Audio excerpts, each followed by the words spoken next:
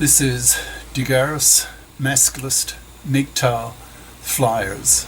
That is 2 3-page essays on the themes of Masculism and MGTOW, written by and read aloud by Prof. Dr. Hugo de Garis. This is flyer number 284, entitled Feminazi Fairyland. Description. This flyer debunks many of the major ideas of feminism, with the aim of causing feminism to stop being believed in the same way we stopped believing in witchcraft as we became better educated and lost our old superstitions. Removing the world of the feminazis will go a long way towards liberating men from the oppressions women perpetrate on men. The flyer itself.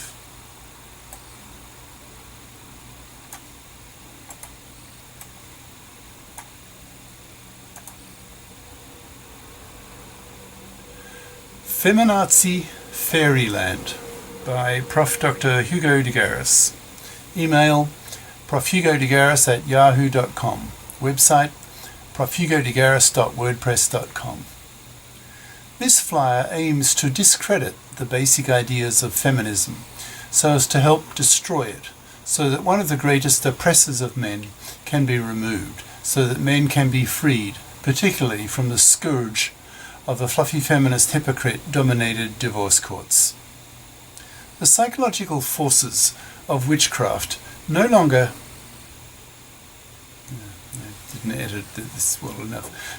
have the force over us, for the simple reason that we no longer have any belief in such ideas.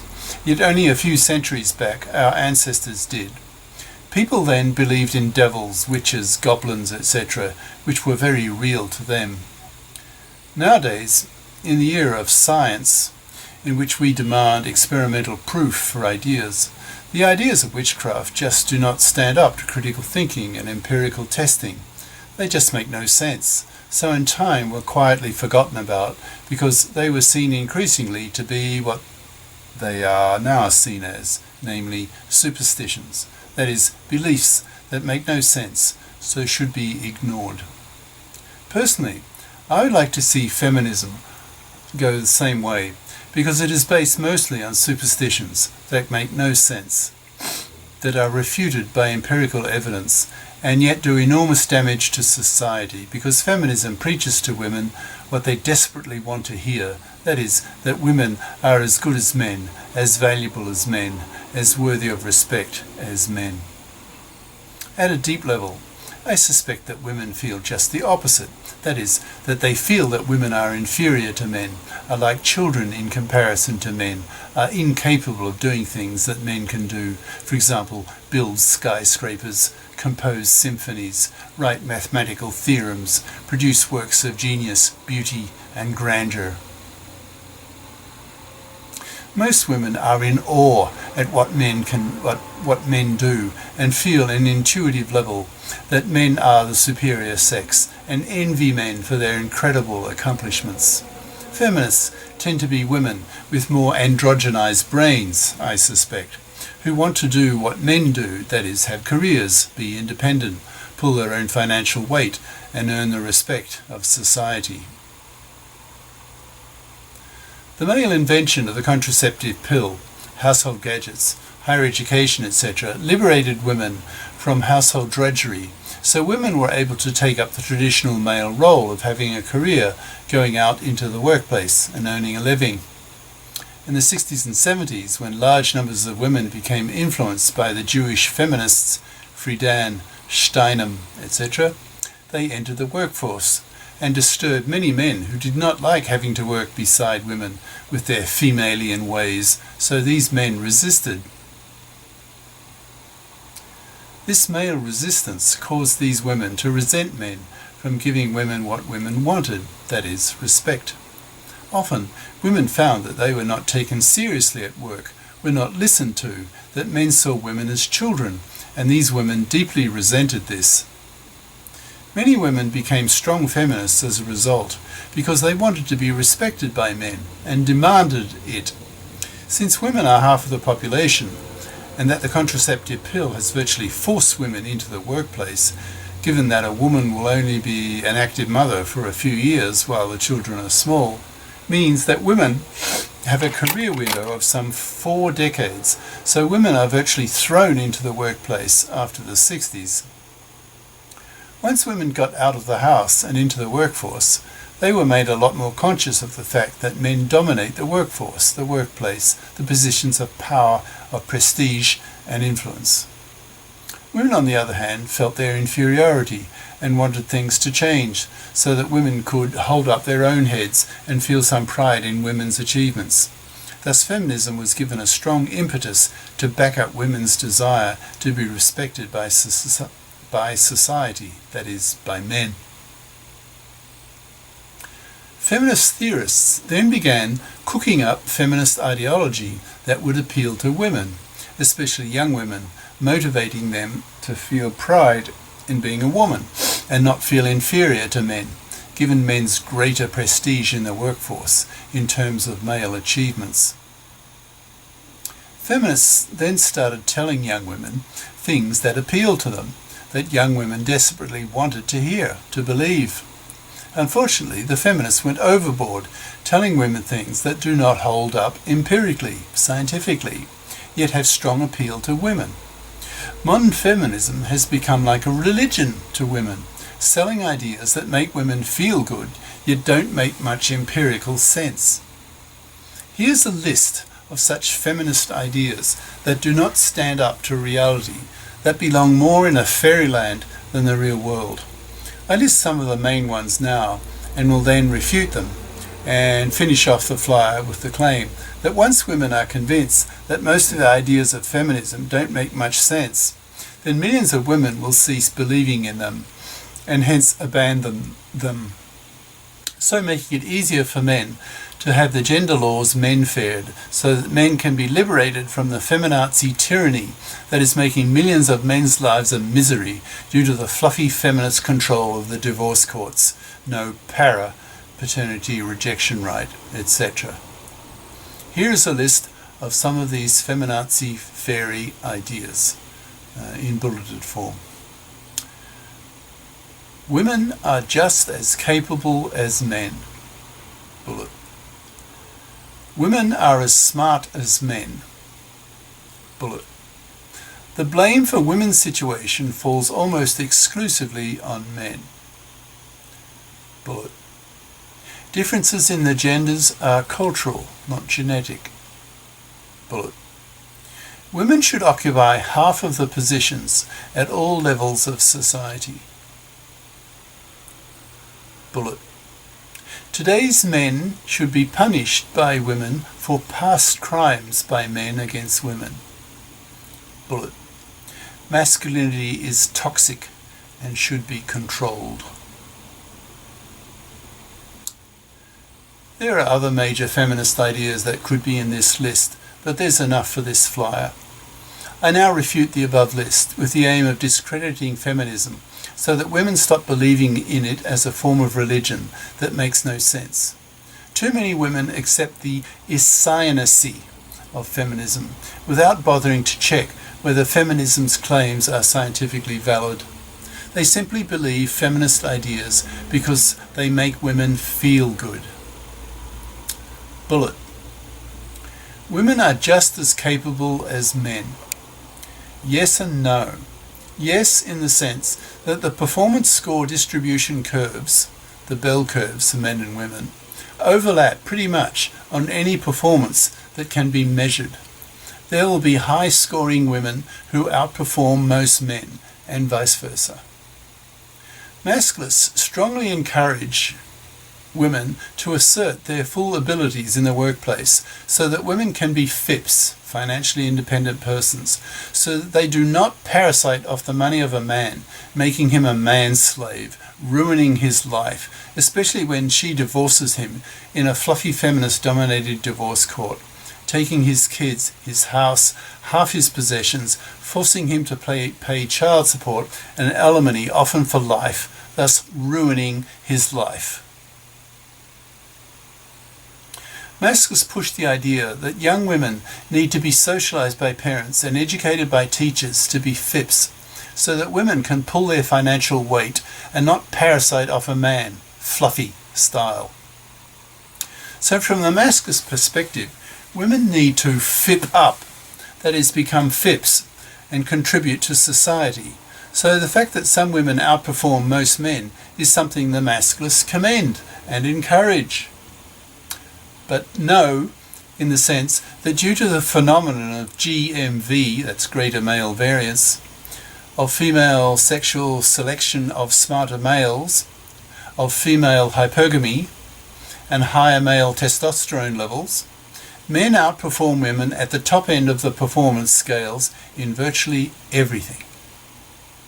Men's performance scores have a higher variance than women's, so over a whole population, men will have scores that place them in the very bottom and at the very top.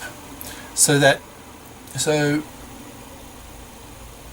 in IQ terms, for example, men are the morons and the genii. So it's not surprising that men have won 99% of the science Nobel Prizes. In the distant past, women selected men sexually who were smarter.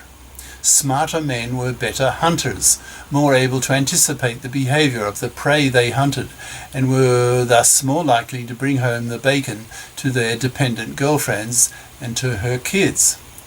Women were more likely to mate with smarter men. A similar logic holds for men who were bigger, stronger, fiercer, more aggressive than the average man. Bigger, stronger, fiercer, more aggressive men were better able to protect his woman from attack from big, strong, fierce, aggressive men from enemy tribes, so that these women were more likely to survive due to her big, strong, fierce, aggressive man's protection. As a result of this female sexual selection of smarter men, men have a higher IQ average than women by 4 IQ points. So the top IQ scorers are male. Men also have a 10% higher IQ variance than women, so this adds to the imbalance at the top end of the achievement scale, resulting in the fact that the genii are males. IQ is not the only factor creating high achievement. Another powerful factor is motivation, doggedness, persistence. Men's much greater levels of testosterone in their bodies make men a lot more aggressive than women, more ambitious, more dogged, more persistent, so men achieve difficult tasks much more readily than women, which result in men having a much higher prestige level in society than women.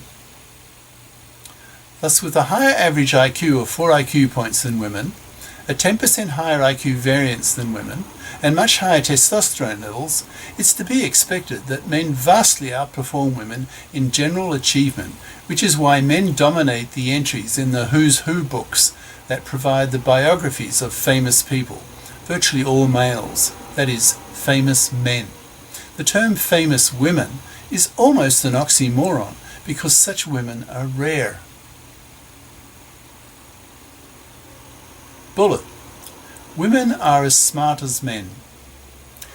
This claim has already been refuted in the reply to the above first claim, but for the majority of people, the extensive overlap of the performance score bell curves for the two sexes means that women can make considerable contributions to work as men, just not at the top end, that is, at the genius end. Just because men are the genii who dominate the top positions in just about anything does not mean that women should feel second-class citizens, because male genii are rare by definition.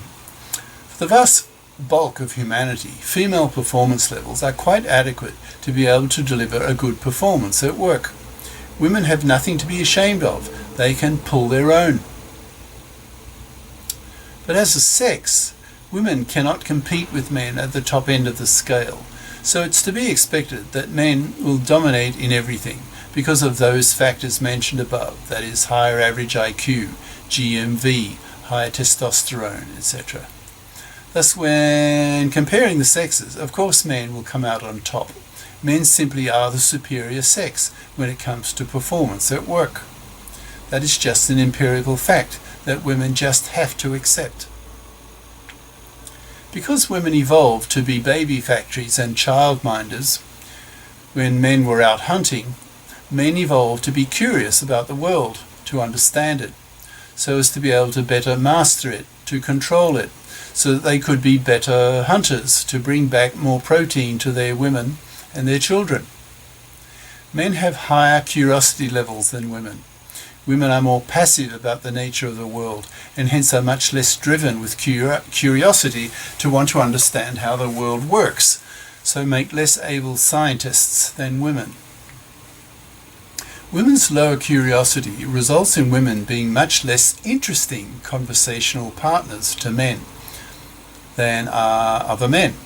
If it weren't for women's vaginas, that men are constantly striving to penis, then men would be little interested in women, because women tend to have few original opinions, to be curious about the world, are much less well informed about the world, and hence are rather boring to talk to when one removes the women's sexual attraction to a man. Women evolved to use sex to attract men's interest, which explains why women are the sexiest of mammals.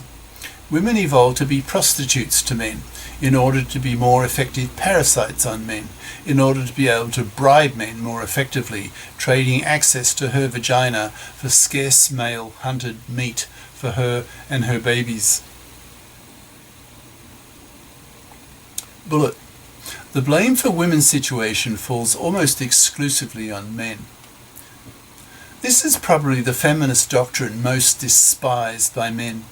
The feminists are often labelled by Masculists as feminazis to express Masculist contempt for this aspect of feminist doctrine. To give a clear and simple example of this feminist tendency to blame men for all women's problems, take the infamous pay gap between the sexes.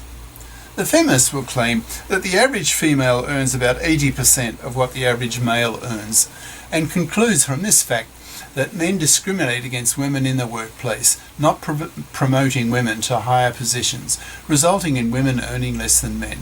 To feminists, the pay gap is proof of men's prejudice against women. Feminists blame men for the pay gap. To Masculists, this conclusion of the feminazis is childish, irresponsible, and contemptible. Sure, there is some truth to what the feminists say. In the 60s and 70s, there was a lot of resistance from men against women entering the workforce, so the feminists are half right. But the feminazis' solipsistic inability to place themselves in the shoes of men and see why women earn less from a male perspective reflects negatively on women, especially on feminazis. Women also earn less than men for many other reasons that are mostly to do with women's choices. For example, women drop out of the workforce to have kids for a number of years, so become, relative to men, less experienced at the job. Young women in their 20s, before they have kids, now actually out-earn men. Women with kids work less to spend more time at home with their kids. Women are less qualified than men, and hence are not paid as much. Women are less ambitious than men due to lower testosterone levels, etc. Thus there's a string of reasons why women earn less than men, and most of them are due to women's choices, not men's prejudice against women. Yet the feminazis, with boring and blind repetitiveness, trot out the same old kana year after year, failing to learn the above simple counter-arguments. They make themselves look stupid in the eyes of the Masculists.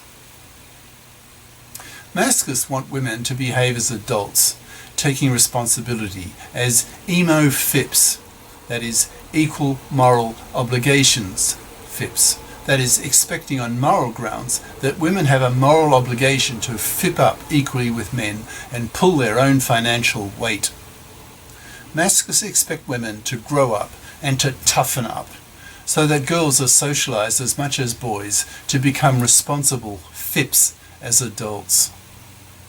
There's growing talk amongst the leaders of the Masculists and MGTOWs, that's men going their own way, that if women do not grow up and take responsibility for their own lives and stop blaming men for everything, then men will come to see women as truly childlike and hence should not be given adult responsibility, that is, adult rights. That is, men will take away women's rights, especially the right to vote. So there's a lot at stake here for women. If women don't help men mend-fare the gender laws, for example, then men will increasingly look upon women as children and hence will treat women as children, which will cause the feminists to hate men all the more. But it's a two-way street. Women are largely responsible for their own situation, so if they want to change it, they have to change themselves as well. Women need to FIP up. Bullet. Differences in gender are cultural, not genetic. Some are, others not. Since the rise of second-wave feminism, there's been a lot of research done on gender differences, and the verdict is that it's both. For example, recent neuroscience research has shown that the neural regions in men's brains are connected more front to back, whereas women's are more connected side to side, that is, ear to ear. IQ studies have shown that men are smarter by an average of 4 IQ points and have a 10% larger IQ variance. Simple observation with the play of small children shows that boys are far more interested in violent games, pretending to kill each other, whereas young girls tend to play more cooperatively and with gentler activities. There's been a ton of research on sex differences. If one knows anything about Darwinian evolution, then it makes sense that men and women evolved to perform different tasks. Women evolved to be baby factories and to raise the next generation. Men evolved to hunt and provide food for their families. Men evolved to find women who were healthy and fertile to be the most sexually attractive for obvious survivability reasons.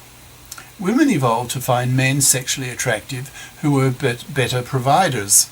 Women evolved to be parasites to men because they were stuck at home with useless infants incapable of finding their own food, like other animals. Human babies had to be born prematurely so that the baby's head could continue to grow after the birth due to the limits on the size of the mother's birth canal. As brain science matures in the future, it's likely that there will be more and more talk of the male and female brains and their differences.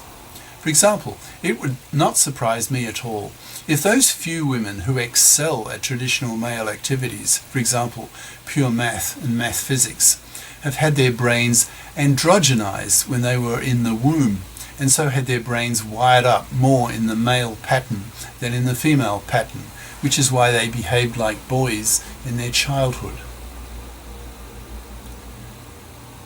Feminists need to bother to learn more science so that they can update their old-fashioned, ill-informed views of sex differences, saying that sex differences